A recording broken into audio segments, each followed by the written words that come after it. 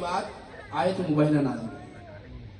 تو بتائیں اگر میں کسی سے پوچھوں کہ آج جن کا یہاں عیسیٰ صاحب کی محفل ہے، ثاقب بھائی بولا کہ آپ کے والد کیوں نہیں آئے اس محفل میں، تو وہ کہیں گے ہے ہی نہیں تو آئیں گے پاس۔ تو جب وہ ہوتی اور نہیں آتی تو سوال تھا، جب وہ تھی نہیں تو آتی کہاں سے؟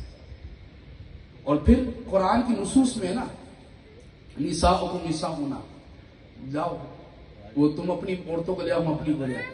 اب نساء کا لفظ عربی میں جمع کے لیے بولا جاتا ہے، تو حضور کی بیٹیاں زیادہ تھی تبھی تو جمع کا لفظ بولا گیا کہ ہاں تم اپنی عورتوں کو لے آؤ، ہم اپنی عورتوں کو لے آئیں گے۔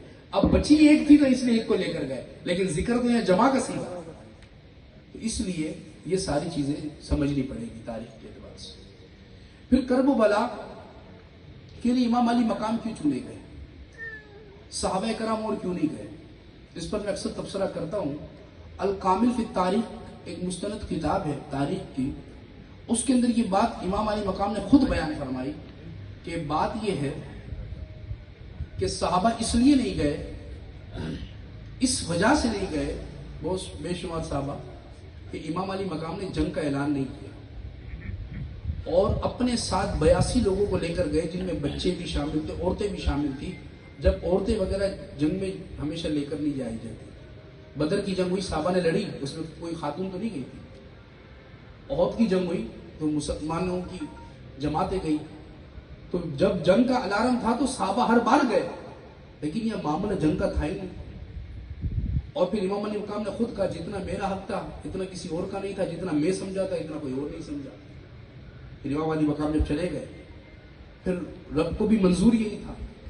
اس کی مثال یوں سمجھے دنیاوی اعتبار سے کہ اگر کسی کا ایکسیڈنٹ ہو جائے، اس کو خون کی ضرورت پڑ جائے، تو ہر کسی کا تو خون نہیں لگے گا، جس کا بلڈ گروپ میچ ہوگا اسی کا خون لگے گا، بالکل عام سی بات ہے۔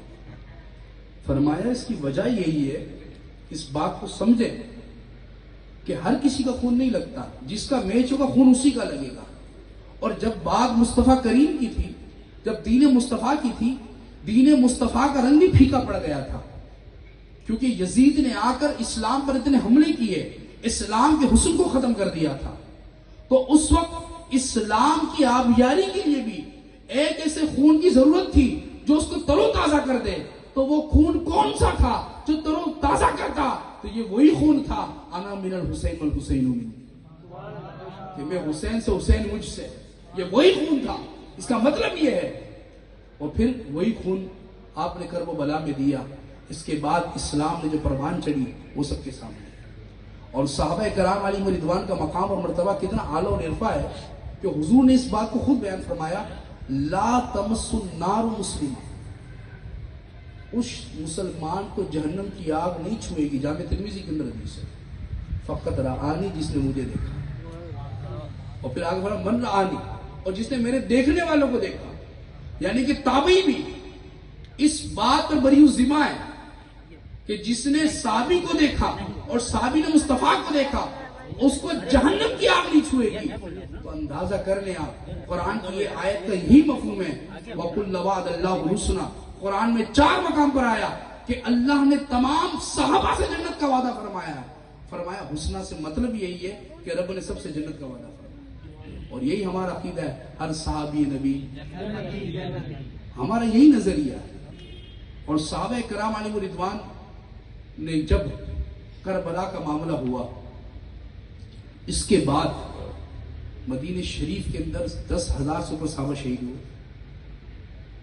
اب اندازہ کریں، جو صحابہ بعد میں جانے دے سکتے تھے کہ وہ پہلے نہیں دے سکتے تھے۔ اور شیعوں کی کتاب ہے مقدمۃ الشیعہ، صفحہ نمبر 424، شیخ العلمینی ان کا خود لکھتا ہے، کہتا ہے کہ جب صحابہ کرام اس وقت جو تھے وہ ادھیڑ عمر میں تھے، بڑی عمر میں تھے، لیکن جب کربلا والوں کا بدلہ لیا گیا تو سب سے پہلا جو لشکر نکلا وہ بھی ایک صحابی رسول لے کر نکلے جن کا نام تھا سلیمان بن سرد۔ وہ کوفہ کے رہنے والے تھے، 93 سال ان کی عمر تھی۔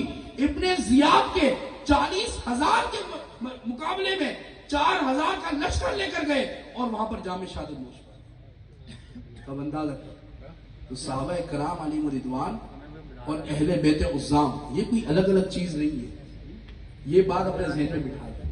یہ عوام کے اندر یہ صرف شوشہ ڈالنے کے لیے، یہ خلافت ظاہری اور باطنی کی یہ جو تقسیم آج کرنا شروع کی ہے، اس کا کوئی تعلق نہیں ہے۔ اہل سنت کا مسلمہ مذہب ہے کہ صدیق اکبر پہلے، عمر فاروق اس کے بعد، عثمان غنی اس کے بعد، علی مرتضیٰ اس کے بعد۔ یہ ہمارا متفقن علی مذہب ہے۔ تاریخ الخلفاء اٹھا کر دیکھ لیں، جو امام سیوطی علیہ الرحمٰن نے جو ان کے درجے بنائے اس کے اندر یہ بالکل واضح لکھا۔ تو اس لیے ان ایسے لوگوں سے بچنا چاہیے۔ پھر واقعہ کربلا کو سیاسی جنگ کہنا یہ وہابیوں کا طریقہ ہے۔ کہتے ہیں کہ امام علی مقام کو بیعت کر لینی چاہیے تھی۔ امام علی مقام کا جو خطبہ تھا وہ آخری خطبے کے چند لفظ پڑھتا ہوں میں۔ امام علی مقام نے کہا یا ایھا الناس وآتتکم ورسولکم، کیا تمہارے ایلچی میرے پاس نہیں آئے تھے خط لے کر کہ ہم بے امام ہیں، لیس منا لہ امام فجعلہ ہدی لکم، کہ آپ آ جائیں ہم آپ کی بیعت کر لیں گے، ہم ہدایت پر جمع ہو جائیں گے۔